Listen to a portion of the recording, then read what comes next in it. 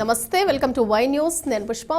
సంక్రాంతి శోభతో కోన పులకరించింది. గ్రామీణ సంస్కృతిని ప్రతిబింబించే ముత్యాల ముగ్గులు పోటీలు, ఆటల పాటలతో సంక్రాంతి వేడుకలు సందడి చేశాయి.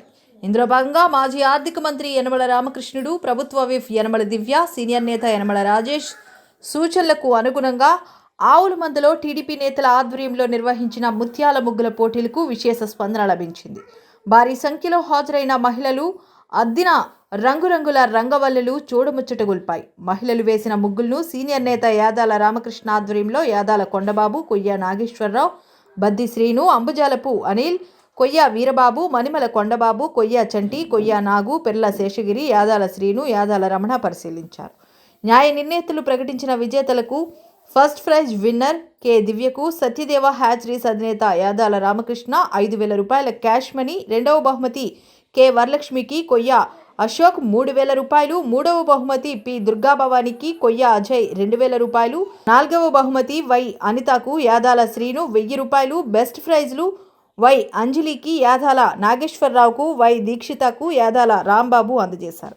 ఈ కార్యక్రమంలో Yadala brothers, Koyya brothers, Baddi brothers, Nemala brothers, Manimala brothers, Ambujalapu brothers, గ్రామ పెద్దలు, యువత, మహిళలు పాల్గొన్నారు.